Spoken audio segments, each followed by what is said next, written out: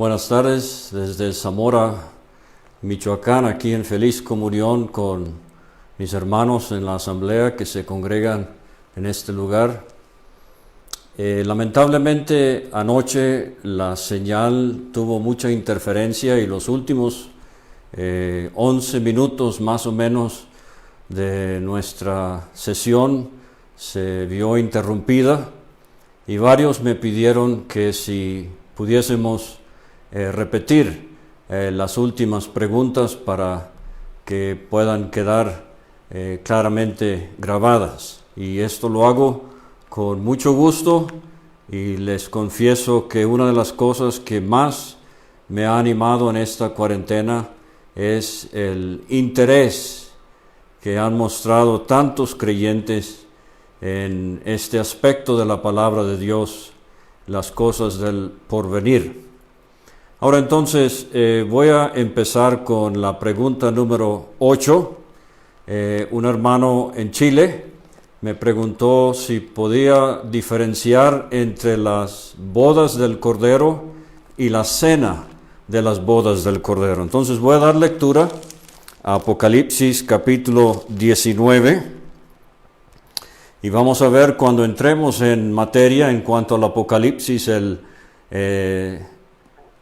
sábado por la noche, mañana por la noche, capítulo 1, cuando lleguemos al capítulo 19, notaremos que esta es la única vez en el Nuevo Testamento que aparece la palabra aleluya en la primera sección de Apocalipsis 19. La Babilonia ha caído y hay regocijo, hay júbilo en el cielo. El escenario está listo y Cristo está por descender en gloria. Y entonces dice Apocalipsis 19, versículo 7, gocémonos y alegrémonos y démosle gloria, porque han llegado las bodas del Cordero y su esposa se ha preparado, y a ella se le ha concedido que se vista de lino fino, limpio y resplandeciente, porque el lino fino es las acciones justas de los santos. Aquí tenemos las bodas del Cordero. Ahora, yo he dicho en varias ocasiones ya que esperamos en cualquier momento el arrebatamiento de la iglesia. Primera Tesalonicenses 4, versículo 17, el Señor mismo con voz de mando, en nuestra versión Rey Jaime en inglés, es con un grito. Él nos va a llamar con voz de mando, con voz de arcángel, con trompeta de Dios. Los muertos en Cristo resucitarán primero en cuerpos glorificados y nosotros, según 1 Corintios 15, 51, 52, seremos transformados. Tendremos también cuerpos glorificados y voy a hacer referencia a eso una vez más esta noche, para ser arrebatados juntos. Los muertos resucitados y los que viven transformados, juntos seremos arrebatados para recibir al Señor en el aire. Ahora, ese evento da inicio a la presencia de Cristo con su pueblo. A veces lo llamamos la parusia, o algunos lo pronuncian la parusía de Cristo. Es la presencia de Cristo con su pueblo por 7 años en el cielo. Dice Filipenses 1:8 el apóstol Pablo, el que comenzó la buena obra en vosotros la perfeccionará hasta el día de Jesucristo. A esos 7 años de la presencia de Cristo con su pueblo en el cielo, lo llamamos el día de Jesucristo o el día de Cristo simplemente. Y hay 2 grandes eventos, importantes eventos que van a suceder creo en el cielo, entre Cristo y su pueblo. El primer evento es el tribunal de Cristo, 2 Corintios 5, etc. El segundo evento es las bodas del Cordero. Ahora, en la tradición judía, las bodas se celebraban algo diferente a lo que estamos acostumbrados en Latinoamérica. De hecho, preparándome hoy, estaba recordando una visita que tuve con una pareja de la India. Ellos viven ahora en Canadá, pero ellos fueron casados muy similarmente a lo que ocurría en tiempos bíblicos. Los padres del novio se dieron cuenta de una muchacha que sería buena pareja para su hijo y viajaron miles de kilómetros allá en la India y entonces se pusieron de acuerdo con los padres de la novia y pagaron la dote. No me acuerdo ahorita cuánto, pero sí eran algunos chivos, algunas ovejas y qué sé yo. Obviamente la familia era algo de dinero, la muchacha atractiva. Y entonces esperaron al tiempo cuando se iba a realizar la boda en sí. Entonces, en tiempos bíblicos, los padres del novio y de la novia hacían un arreglo y pagaban la dote. Los padres del novio pagaban la dote a los padres de la novia. En términos de nuestra experiencia con Cristo, la Iglesia Universal es la novia. Cristo es el novio. La dote se pagó. Este fue y será el único novio en la historia del mundo y del universo que para poder tener su esposa dio su propia vida por ella. Yo conozco muchos que le dicen a su novia o esposa, mi vida, mi vida, mi vida, pero no pueden ni siquiera sacar la basura o lavar los platos después de comer, se la pasan leyendo el periódico, pero ella dice, él es mi vida, pero no así Cristo. Dice Efesios capítulo 5, versículo 25, Cristo amó a la iglesia y se entregó a sí mismo por ella. Ya van casi 2000 años que se está preparando la novia. Ella ha sido comprada a precio de sangre. Y de entre todos los países del mundo, mayormente gente gentil, Dios está llamando un pueblo para sí. Y Cristo va a venir por su novia. Así era la costumbre. El novio fijaba más o menos la fecha, pero no decía exactamente cuándo. Y mientras tanto ella se preparaba. Y entonces el rapto equivale con el momento cuando Cristo viene por su iglesia. Y en la costumbre antigua, el novio entonces llevaba a la novia a su hogar. Y Cristo viene para llevarnos a la casa del Padre.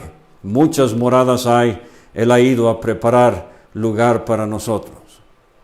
Pero entonces, después del tribunal de Cristo, cuando todas esas impurezas de motivos impropios y maneras en que contristamos al Espíritu Santo en nuestras vidas, llega el momento cuando la novia está preparada. Está vestida de lino fino, blanco y resplandeciente. Y déjeme decir que creo que es triste que a algunas novias le quitan el privilegio de casarse con vestido blanco. El vestido blanco no mira atrás, el vestido blanco mira al futuro. Toda boda sobre la tierra es una figura de ese glorioso momento cuando Cristo tomará a la iglesia como suya, la esposa, por la eternidad. Creo ya lo dije en una ocasión, 1 Tesalonicenses 4:17 dice, estaremos siempre con el Señor. El círculo más íntimo de Cristo durante el milenio y la eternidad futura será su esposa, la iglesia comprada a precio de sangre. Entonces, Apocalipsis 19, versículo 7 es las bodas del Cordero. Es un evento privado en el cielo entre Cristo y su iglesia. Claro, el Padre, etcétera, estarán presentes. Pero entonces en el capítulo 19, versículo 9, dice, y el ángel me dijo, escribe, bienaventurados los que son llamados a la cena de las bodas del Cordero. Y yo les sugiero que ahora este evento no es la ceremonia de unión, esta es la celebración de esta unión. Cristo va a descender a la tierra con su esposa, con miles, millares de ángeles, y sobre la tierra, les sugiero quizás por los 1000 años, se habrá de dar la celebración de las bodas del Cordero. Júbilo en el mundo entero por el esposo y la esposa que fue comprada con su propia vida. Entonces, básicamente esa es mi respuesta. Las bodas del Cordero es la ceremonia en el cielo. La cena de las bodas del Cordero es la celebración aquí sobre la tierra. Ahora, la novena pregunta fue en cuanto específicamente a la nueva tierra. Y aquí estamos en Apocalipsis capítulo 21. Dice el versículo 1, vi un cielo y una nueva tierra, porque el primer cielo y la primera tierra pasaron, y el mar ya no existía más. La pregunta era si es una tierra completamente nueva o si es una tierra renovada. Creo la expresión aquí en el versículo 1, la primera tierra pasaron, el primer cielo y la primera tierra pasaron, me hace ver que Dios va a disolver este universo y este planeta en que vivimos. Segunda Pedro capítulo 3 habla en más de detalle, así como 2 capítulos allá en Isaías. Pero los elementos ardiendo se fundirán. Y entonces se cierra la historia humana como ahora lo conocemos al final del milenio, y esta tierra desaparecerá, pasará. Y amanece lo que 2 Pedro 3 llama el día de Dios o la eternidad.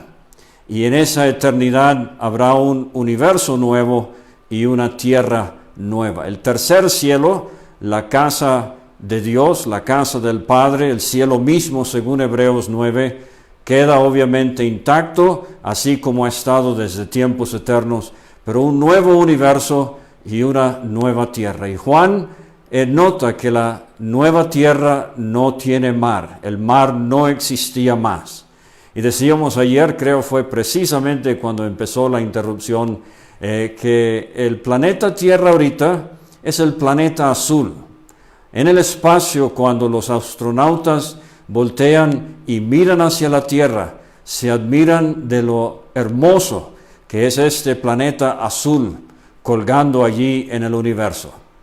Pero es azul porque casi 75% del planeta está cubierto de agua, los océanos de la Tierra. Y esto es un triste vestigio de que un día este planeta quedó sumergido en agua, el juicio de Dios en el diluvio que Él trajo como castigo de la maldad que había en ese tiempo. La tierra va a ser juzgada de nuevo, pero no con agua, sino con fuego. Pero me llama la atención que gran parte de la tierra es agua, obviamente inhabitable, así como grandes extensiones de tierra que no son habitadas. ¿Será posible que habrán tantos millones y millones y millones de personas que vivirán sobre la nueva tierra, que toda esa tierra será necesaria para la población? Enorme la obra de Cristo, grandísimo, elocuente el triunfo que Él tuvo sobre la cruz del Calvario. Algunos quizás han oído el nombre Haroldo Paisley. Él fue un predicador, siervo del Señor de Irlanda del Norte, que fue a Canadá a servir al Señor, pero fue usado grandemente alrededor del mundo anglosajón en la salvación de almas. Y era un privilegio escuchar a ese hermano cuando predicaba el Evangelio con el poder de lo alto. Pero le voy a compartir su convicción. Él nos enseñó una vez que cuando todo esto termine, habrán más salvos que perdidos. Y uno se admira de esto. Pero si usted empieza a tratar de contabilizar, no solamente todos los que han aceptado a Cristo a lo largo de las edades, han creído, confiado en Dios, Antiguo y Nuevo Testamento, tribulación y milenio, pero todos los niños que han muerto en el vientre de su madre o en su edad de inocencia, Y él nos decía que él piensa que si la obra de Cristo es un triunfo, una de las cosas que eso implica es que más serán los salvos que los perdidos. Se lo dejo a su meditación. Ahora, número 10, Judas Iscariote. Un hermano en Estados Unidos me preguntó si Judas Iscariote fue escogido por Dios o no. Y la respuesta que yo daría a esto es, en Efesios 1:4, Dios nos escogió en Cristo desde antes de la fundación del mundo. Entonces, ninguno de esos escogidos se puede perder. Judas Iscariote no estaba dentro de los escogidos de Efesios 1:4. Pero Mateo 10 nos dice que el Señor Jesucristo llamó a Judas para conformar el grupo de discípulos, que entonces sería el grupo apostólico. Entonces, el Señor Jesucristo sabía que Judas no era creyente.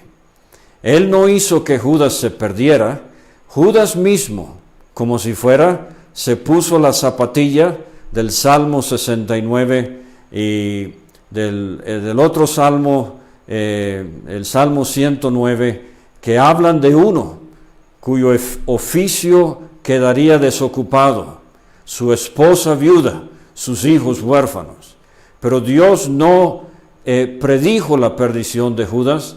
Creo que Dios escoge para salvación, pero son los pecadores mismos los que se pierden.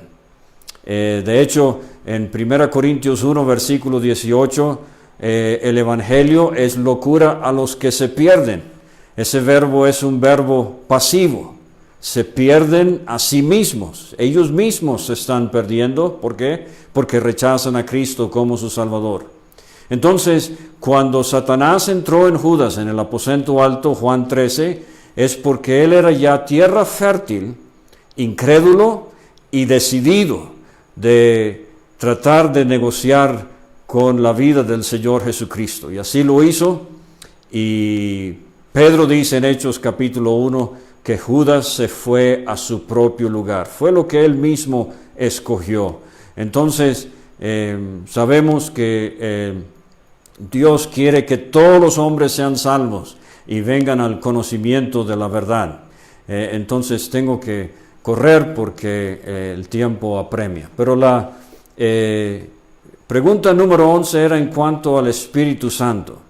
Segunda Tesalonicenses 2, versículo 7, enseña que el que detiene al misterio de la iniquidad, el que resguarda las compuertas de esa represa de mal que se va a romper en la tribulación, es el Espíritu Santo. Él vino a la tierra el día de Pentecostés a morar en la iglesia.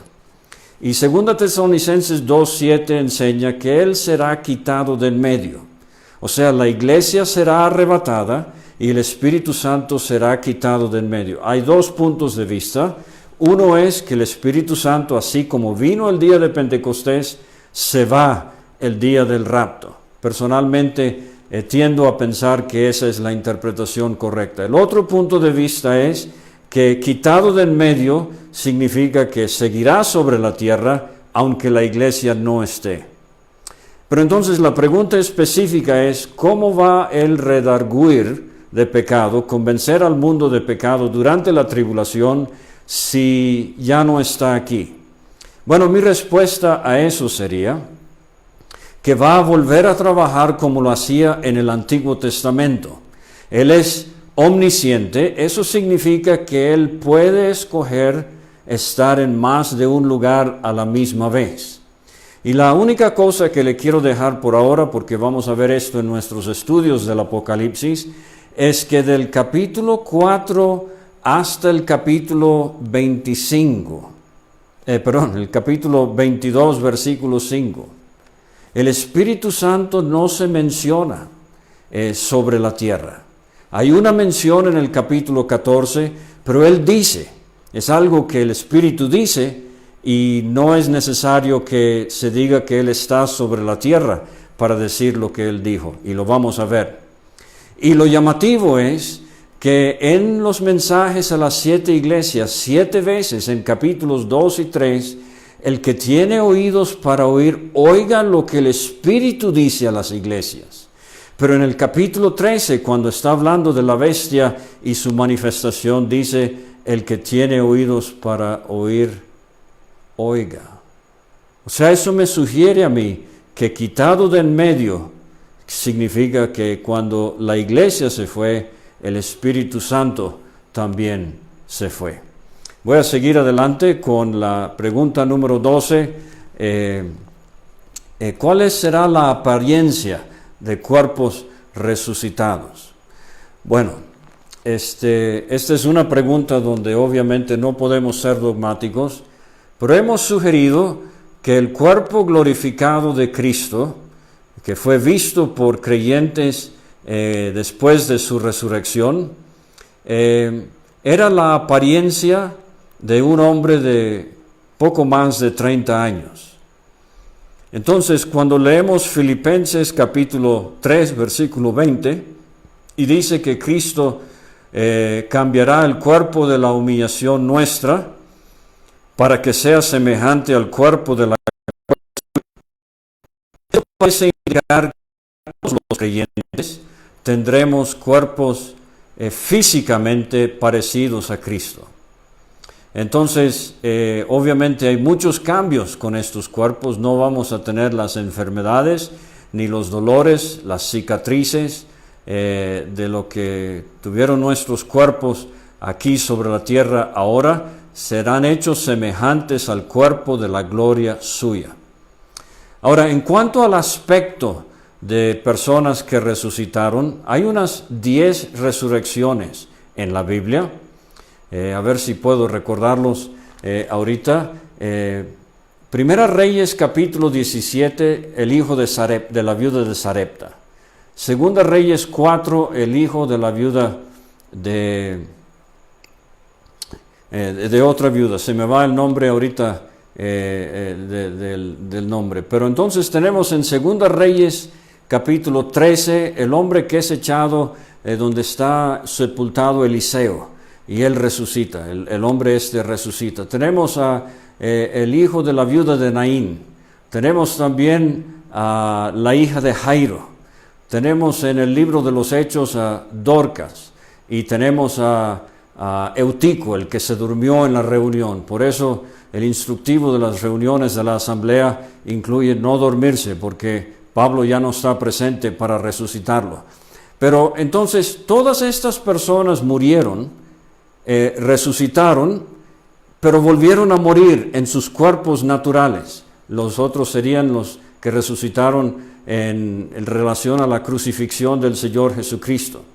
Pero hay un caso muy llamativo en 1 Samuel capítulo 28, cuando Saúl va a ver a la adivina de Endor, y en vez de un demonio hacer el asunto con la adivina, Dios hace algo muy inusual, y sube de la tierra un hombre anciano cubierto en un manto, y es el profeta Samuel.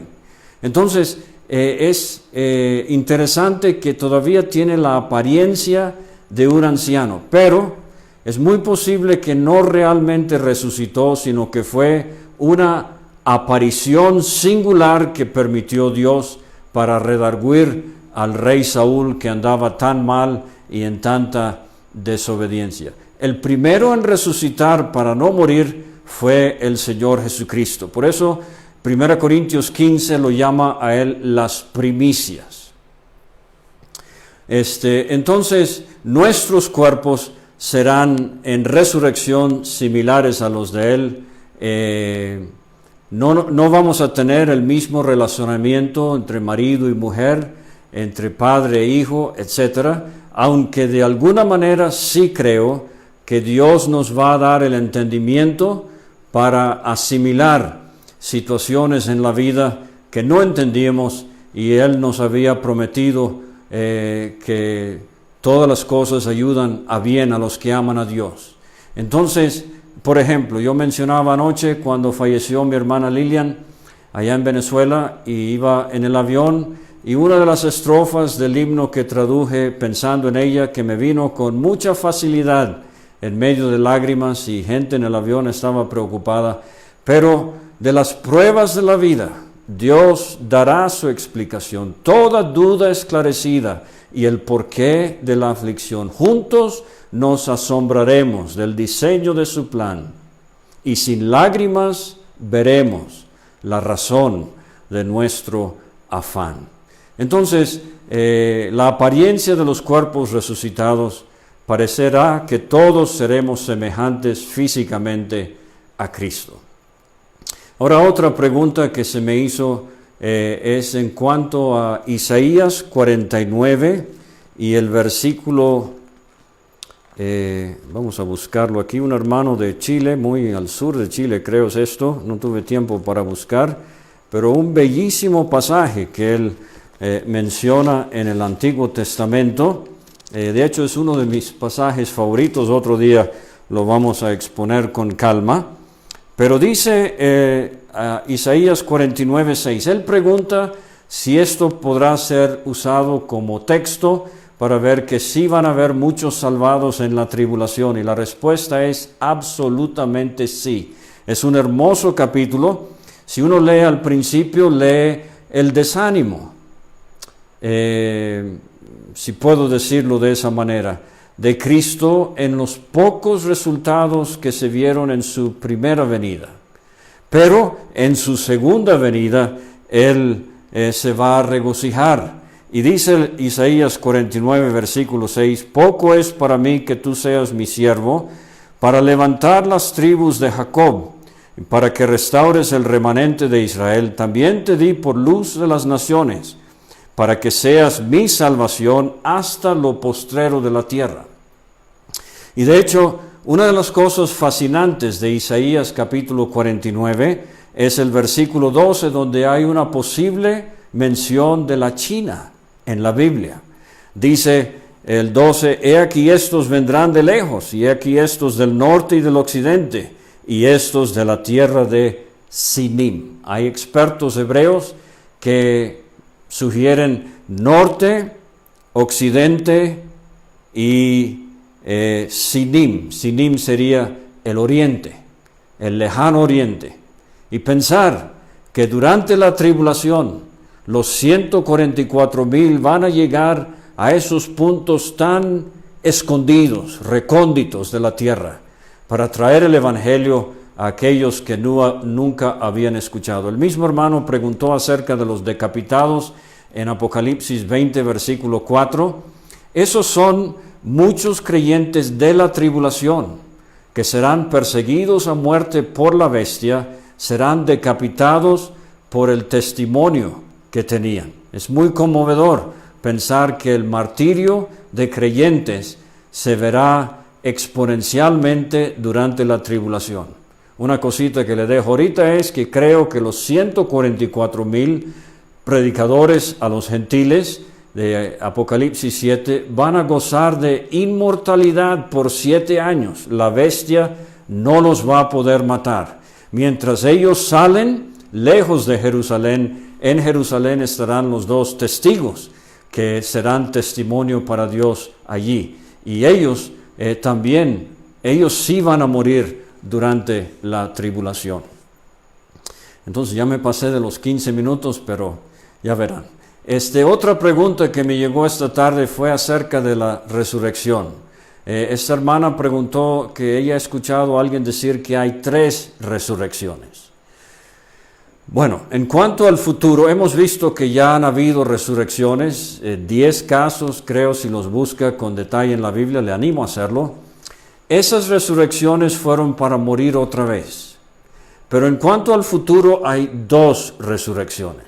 Daniel capítulo 12, versículo 2, dice que los que dormían en el polvo de la tierra serán levantados o resucitados. Unos para vida eterna, una resurrección, otros para confusión, vergüenza y confusión perpetua, segunda resurrección. El Señor Jesucristo en Juan capítulo 5, versículo 28, todos los que están en los sepulcros oirán su voz. Los que hicieron lo bueno, y lo hicieron porque eran salvos, saldrán a resurrección de vida, la primera resurrección. Y los que hicieron lo malo, porque no eran salvos, saldrán a resurrección de condenación, la segunda resurrección. Dice Pablo en el libro de los Hechos, capítulo 24, si recuerdo el versículo 16, habrá resurrección así de justos, primera resurrección, como de injustos, segunda resurrección. Ahora, ¿recuerdan a Marta hablando con el Señor en Juan 11? Ella le dijo, yo sé que mi hermano resucitará en el día postrero.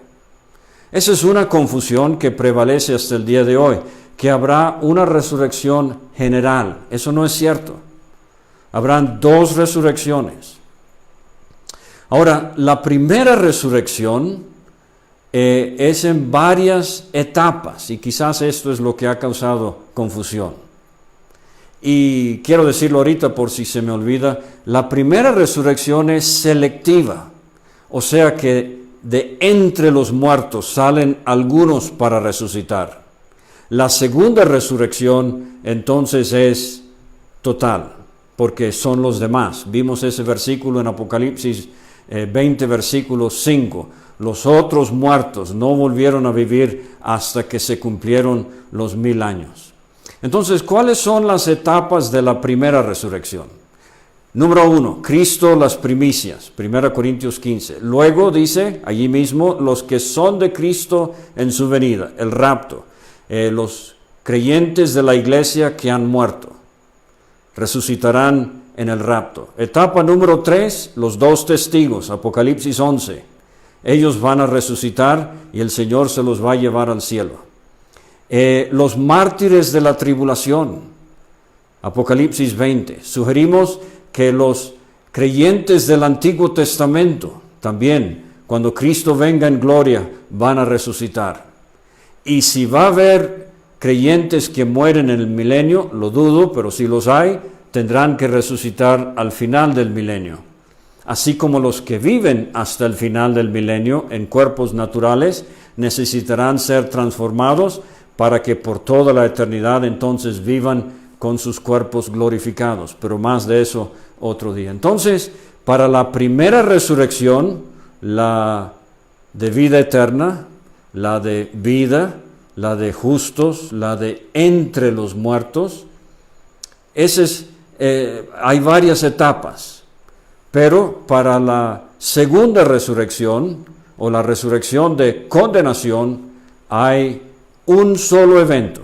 Eso sucede al final del milenio, cuando entonces desaparecerá esta tierra y en la nada Dios colocará el gran trono blanco y la muerte y el Hades entregarán los muertos que había en ellos y serán lanzados eternamente al lago de fuego. Ahora, entonces, una pregunta más. Alguien aquí en México, una joven aquí en México que recuerdo de hace muchos años, ella pregunta, ¿por qué a veces Dios permite que mueran personas inocentes? Bueno, pregúnteme. Y como he dicho, en años recientes perdí mi hermana mayor con una terrible enfermedad de cáncer de los pulmones. Jamás fumó un cigarro en su vida. Vivía una vida muy sana, 49 años de edad. ¿Por qué? Y más recientemente perdí un nieto. Pocos días tuvo en esta vida. ¿Por qué mueren personas inocentes? Son las preguntas más difíciles de la vida. Y nuestra respuesta tiene que ir a Génesis capítulo 1. Cuando Dios creó el mundo y todo lo que hay en él, vio que era bueno, muy bueno. Pero el diablo tentó a Eva, Génesis 3, y ella cayó, y Adán desobedeció, y hundieron a este mundo en pecado, y Dios maldijo la tierra. Vivimos en un planeta hermoso, pero maldito. Y Pablo en Romanos capítulo 8 enseña que la creación misma gime. Cuando yo oigo de volcanes, cuando oigo de tempestades, de huracanes, etc., para mí son los gemidos de una creación. ¿Y qué decir de los gemidos, de las lágrimas, que han derramado tantos, que han perdido en las garras del enemigo de la muerte, seres queridos que amaban tanto, pero fueron llevados, al parecer sin justificación alguna? Por eso, las palabras de Apocalipsis 21, versículo 5. Y una vez entré a un hospital a visitar a una hermana. La familia me pidió si podía leerle algo. Y cuando saqué mi Biblia y le iba a leer este versículo, ya ella estaba por partir. Y buscaba cómo consolarla a ella y a su familia, que se iba a quedar. Los familiares del paciente en la otra cama se enojaron mucho. Me pidieron que por favor no esté hablando de religión. Yo les dije, mire, no voy a hablar de religión, voy a leer la Biblia, que es la palabra de Dios, y va a ser muy breve y me retiro. Y les leí Apocalipsis 21:5. Dios enjugará toda lágrima de los ojos de ellos, y ya no habrá muerte, ni habrá más llanto, ni clamor, porque las primeras cosas pasaron. No habrá más lágrimas, ni llanto, ni clamor, porque las primeras cosas pasaron. Por eso dentro del pecho del creyente hay un anhelo muy profundo de orar con el apóstol Juan, amén. Sí, ven Señor Jesús, corrige todo esto. Pon todo esto bien como debería estar, como siempre era tu plan desde tiempos eternos, porque estamos hartos del sufrimiento, estamos hartos del pecado y de tanta maldad. Yo terminé anoche con la historia de un himno muy bonito que cantamos. Dice la anécdota que el hermano James Black en Pensilvania, Estados Unidos, caminaba a casa, tomó un atajo no acostumbrado y se encontró con una niña que estaba barriendo la parte enfrente de su casa. La invitó a la escuela bíblica. La niñita le dijo, yo no puedo ir, yo no tengo vestido. Era muy pobre el hogar. 1910, días difíciles en Estados Unidos. Y el hermano arregló con hermanas de la asamblea para hacerle unos vestiditos a Bessie. Y ella venía todos los domingos, muy ferviente. Y cuando se pasaba lista, se ponía de pie, levantaba su mano y decía enérgicamente, presente. Y así domingo tras domingo. Y un día Bessie faltó. El hermano Black fue a visitarla. Pulmonía, se la llevaría en unos días. Murió. Cabizbajo este hombre puso sus sentimientos en papel, tomó su pluma, se preguntó, Bessie ya no dirá presente en la escuela bíblica. Cuando se acabe todo, ¿estará ella presente en el cielo? Estaré yo.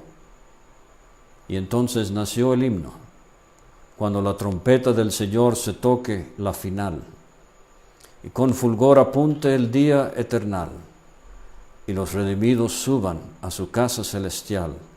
Cuando allá se pase lista, yo estaré. Cuando toda sombra huya en la gran resurrección de los muertos en Jesús sin corrupción, y en las nubes al Señor reciban, qué consolación. Cuando allá se pase lista, yo estaré. Yo estaré, por la gracia de Dios. ¿Estará usted? Ojalá Dios quiera que sí, que Él bendiga su palabra.